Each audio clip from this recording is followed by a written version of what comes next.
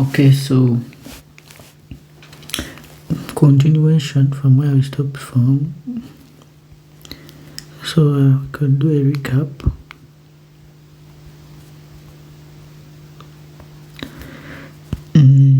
So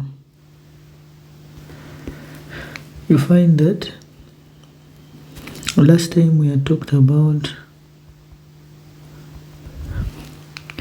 the Gaussian, how to solve linear systems of the form Ax equals to b, and we illustrated how we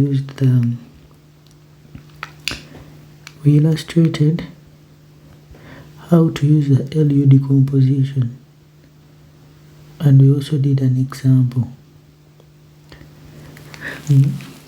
However, that is not the only way of solving this linear system right here. So there are various ways of solving. One of the ways, we have some iterative methods for solving these linear systems. And the first iterative method I want us to talk about is before I introduce, for the iterative methods involved in solving these linear systems, we have that. So it can be let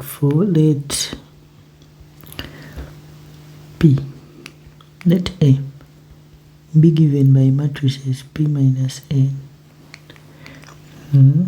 So it's splitting.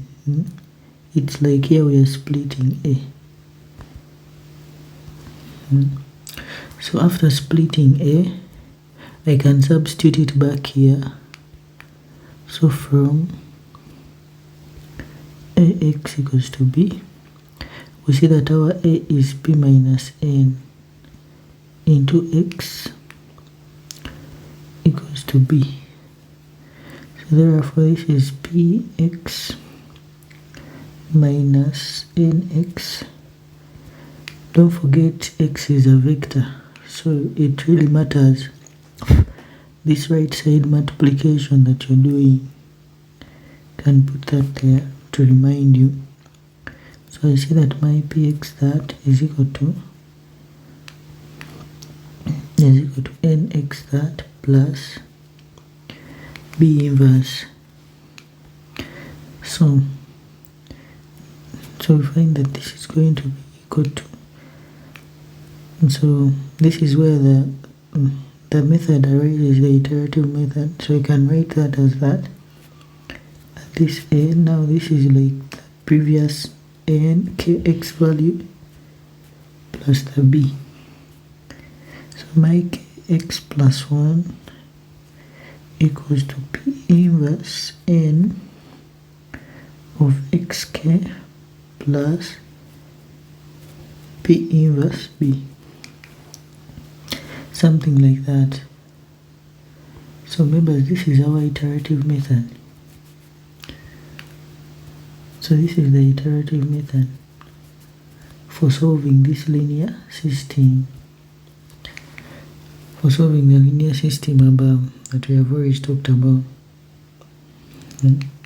However, we can also write this in a general form.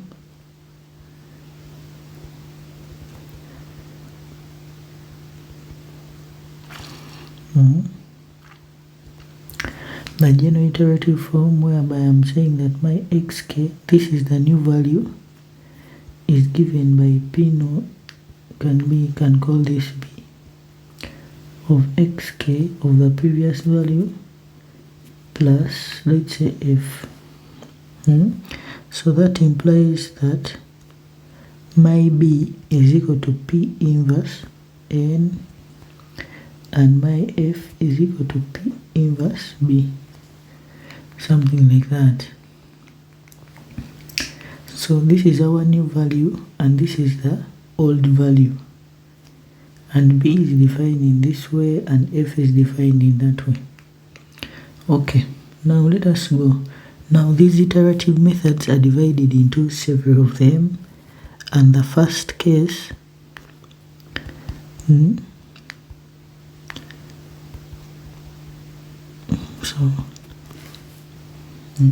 So an example of the iterative methods we use to solve the linear system, this x equals to b, is the Jacobi method. Now in this method, what we do is that we choose our P to be equal to the diagonal matrix. So meaning that for A, let's say our A is A11 going up to A1n, AN1, ANN.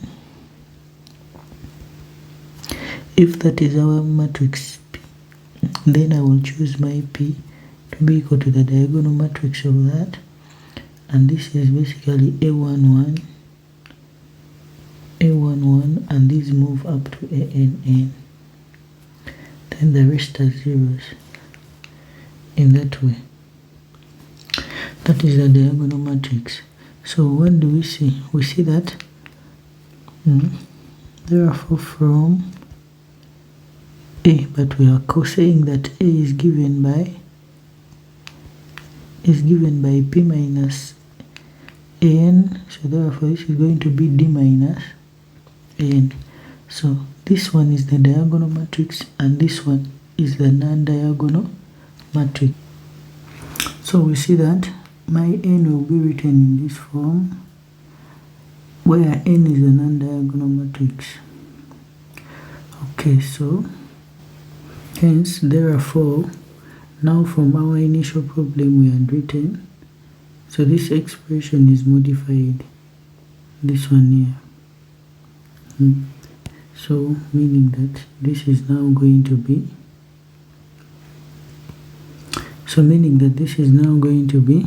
equal to, remember I've called this D, so this is now with the diagonal capital D. So this is our iterative method. This is our Jacobi iterative method. But we also see that, but now the diagonal, remember we basically have that our D is defined in this way. What about the diagonal? So if you observe and you find that here we deal with D inverse, therefore my inverse is written in this form. You just take one out of the element in the diagonal. So we see that from this expression that we have written right here, we see that our xk therefore is given by the diagonal here, our matrix N plus our D inverse B, something like that. Therefore you find that a specific element, therefore we see that from here a specific xi in this vector there can be given by this times this. You choose that specific row within there. When they multiply, that's what comes out. We have this and this. When this multiplies with that, this is what we get. So you find that our specific element in this xk plus that in that vector can strictly be given by this expression that I've written down here. So in case you're asked to use the Jacobian method, iterative method, to find the solution for this, to find that or solution for the linear system Ax equals to b, you can use this by substitution. However, still someone else can use this to compute the entire matrix xk, the entire vector xk plus 1 at once, because here you just compute each element in this independently, but here you compute each of them. You compute the entire vector at once. Given you have an initial, this is the initial one, you can either select it by yourself or it's given to you. Some cases they can use like 0, 0 vector, substitute it here. These ones are constants, this is also a constant.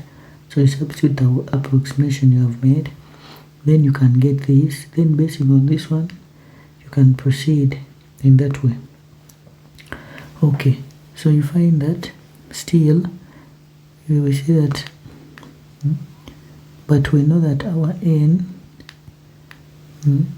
since we know that our a is equal to d minus a, meaning that our n equals to d minus a, equals to d minus a. Therefore, this implies that my xk plus 1 is the same as the inverse of n, which is d minus a. This is of xk plus this is the inverse of b, something like that. Therefore, therefore we see that my d, I can expand this after substituting for n. After substituting for n here, can expand that. Therefore we get that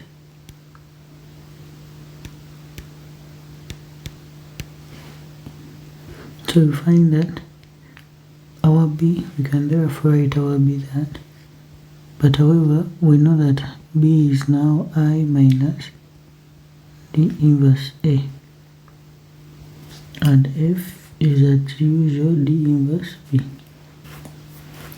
Now from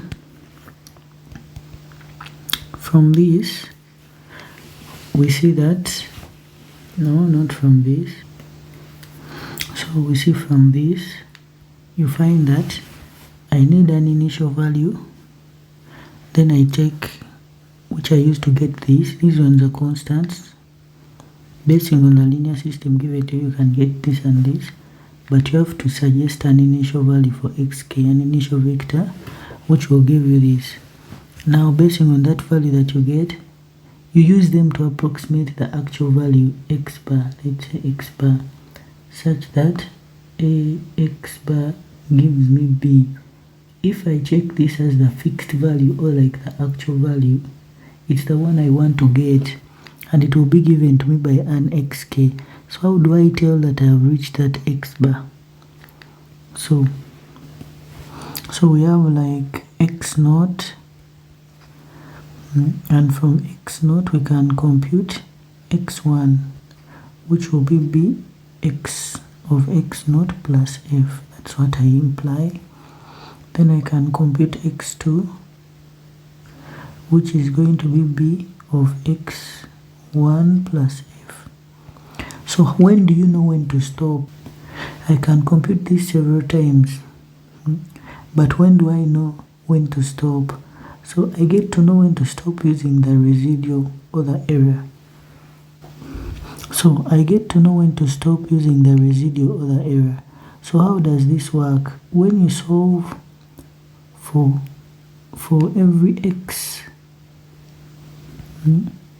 so you find that for every xk that you compute, you can decide to check with ax equals to b. So when you check, does this satisfy? If it does not satisfy, if it is not true, then you find that you can compute your residual denoted by rk, which is given by b minus a xk. So you compute the error. This is like the error involved in the xk value that you have, the error involved in the kth value of x that you have. So if this rk is equal to 0, then it implies that you have the xk that you have is representing our actual solution for x. So you have to stop there. But if your rk is not equal to 0, then you have to proceed with the iterations. Therefore, it's okay for someone to say that the solution is as we saw. It's okay for someone to write that as xk approaches the exact solution, Also Rk will be approaching 0. Therefore, with respect to the residual value Rk, this can allow me to comment about the convergence of the iterative method that we have. So if you have an iterative method,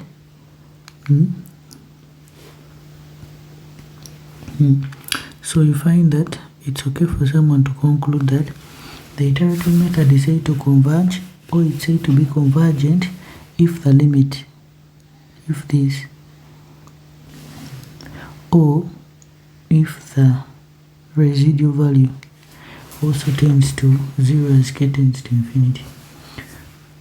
Therefore, you find that we can also express. So earlier we saw that xk is the same as that, and also wrote it in that form there. So we see that, therefore, we can also write it in this form. I can factorize out and write it in that form. And write it in this form.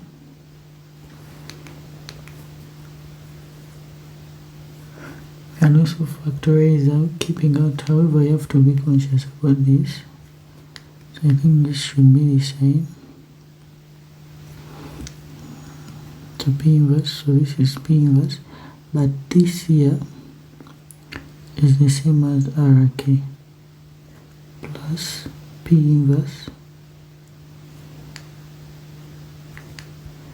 No, this won't be that, this will be xk.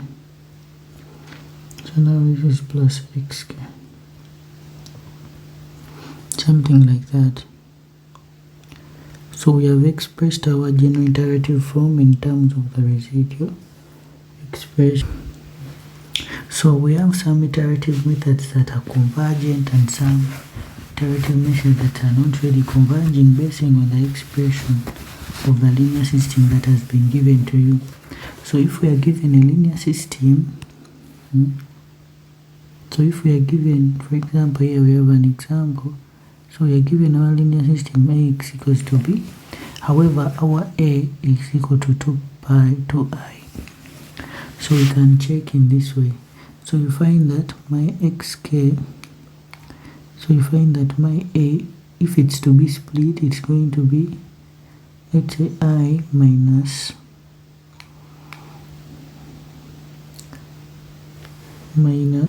so this is going to be I minus I.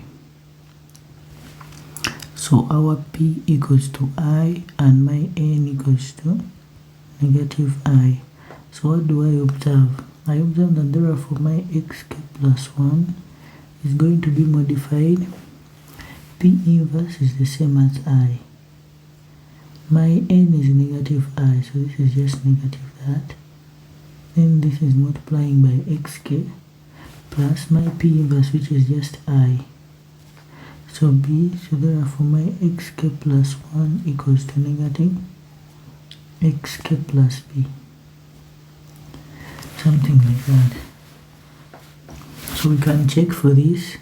So if I have my x, let's say for k equals to 0, so I have my x naught. So this implies I can get x1.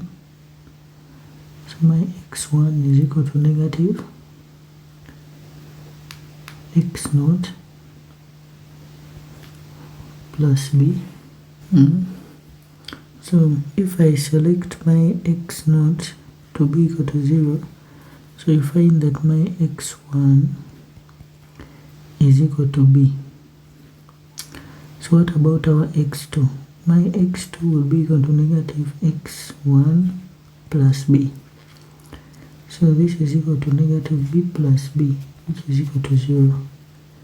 So my x2 is that. When I go to my x3, you will observe that this is a b again. So what do we observe? We observe that the xk gives me vector b if k is odd and gives me 0 if k is even. Therefore, you can conclude that the iterative method with respect to the linear system given to us is not convergent. Does not converge to the solution. Is not convergent as the sequence just oscillates. And the limit, when I try to take the limit of xk as k tends to infinity, this limit does not exist. So we see that we can also check for the consistency of a linear system. So linear system, the consistency of the iterative method, this should be iterative method on the linear system.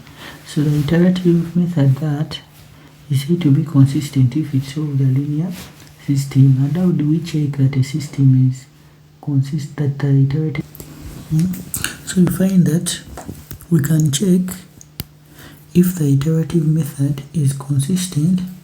First of all, we can use the fixed point equation, this, where this x bar, we know it's the exact solution of the system. And when we substitute this system in that way, we work on this, it must reduce to this. So the moment it reduces to that, then we can say that our iterative method that we are using is consistent. For example, we can use the previous example we used. So now let's check for this system if it's consistent. So using the fixed point iteration method, using the fixed point equation, so this will be x bar equals to negative x that, where that x tilde is the one which is the actual solution, and this must reduce to, for it to be consistent, it must reduce to that form.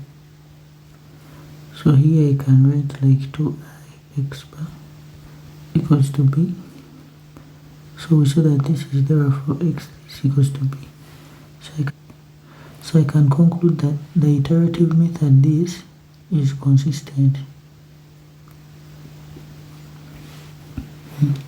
We can also check using this, whereby we just substitute, let's say for I, substitute for b, substitute for a, substitute for b, and you see if it does really give you f. For example, in our case, we see that my f is, remember f should be p inverse equals to p inverse b. Now I want to see, because this is I minus b into a inverse b, does it reduce to that? So what is our I? This is I. What is our b? What is our b in this case? Our b is p inverse n. What is our a? Our a is a inverse b. So, but we know that our a is 2i, and this a, we say that it's substituted in this way. So my p is I,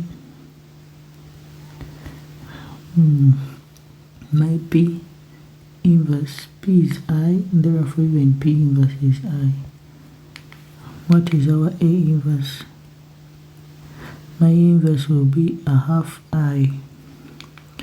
So therefore I see that my f equals to p inverse b equals to I minus, what is p inverse? It is I. What is n? Our n is equal to negative I. So this is plus that into, I really want to write this properly. This is I still, like that. N is negative I times, what is A inverse? A inverse is a half I. So this is equal to 2i times, this is a half I. So therefore this is equal to I. P inverse B. Just like that. Here there was a B. When this multiplies, so there is a B at the end of it all. So this is a B. But what is our P inverse? This is I, so B equals to B. So therefore our method is indeed consistent, since this is also satisfied. Hence the iterative method is consistent. Okay, now back to convergence. We can say that we have just defined consistency. So we can say that our iterative method, this is the iterative method. This is the iterative method I'm talking about. This one here. So my iterative method is consistent with respect to, so iterative method is consistent with respect to that linear system. Then it is convergent if and only if it satisfies this, where so we see that this system, this iterative method is consistent with respect to that. Then it implies that it is convergent if and only if the spectral radius is less than 1.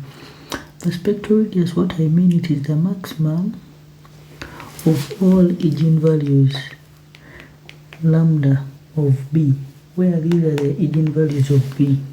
These ones are eigenvalues of B. The spectral radius is their maximum. So how do we prove this? The proof is, so to compute the proof, we begin from the error, the residual, the error ek generated at its iterative is given by xk plus 1 minus the actual value. So therefore my ek plus 1 is given by xk plus 1 also minus the actual value. So what happens? So this is equal to my xk plus 1. We have earlier seen that this is equal to b xk plus f minus, but what is our x bar? Our x bar is the fixed point equation, so it is also given by b x bar plus f. So we find that therefore this is going to be b x power k, not power k, kth value plus b x bar. The f's will cancel, so I remain with b into this is xk minus x bar. So this is going to be b, but what is this? This is ek, and this is equal to ek plus 1. So we see that my e, let's say I want my e1, it's going to be given by b e0. If I want my e2, it's going to be given by b e1, but this is the same as b squared e0, something like that. So what does this imply? So that implies that my ek, my ek plus 1 is given by b k plus 1 is 0, or someone can say my ek is given by bk is 0, something like that. So what happened?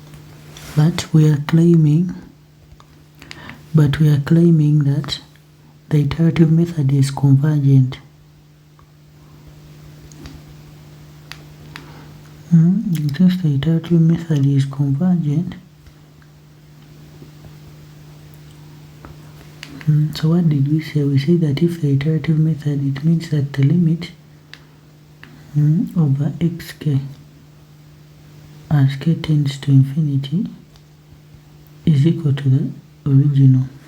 However, it not only states that even the limit of the error as k tends to infinity will also go to 0. So this implies that the limit as k tends to infinity, we have seen that our ek is the same as bk is 0. This will also be 0. But from eigenvalues,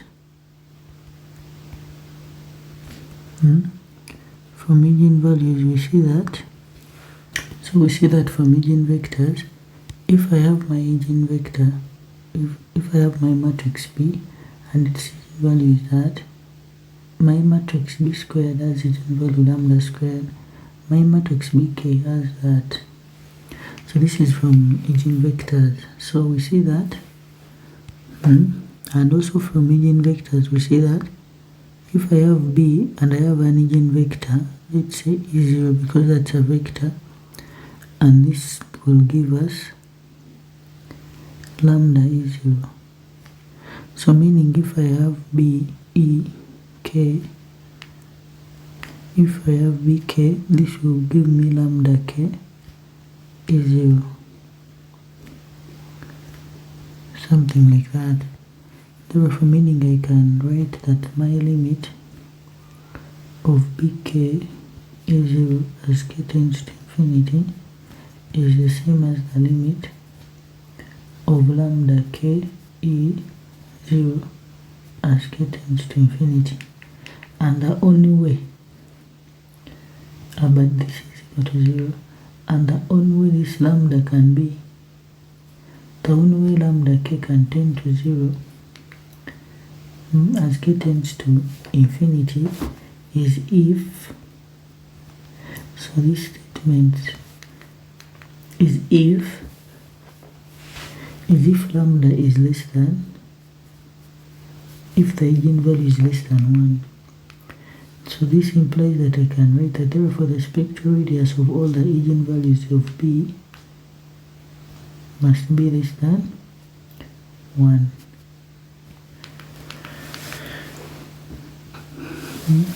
So this shows us that in every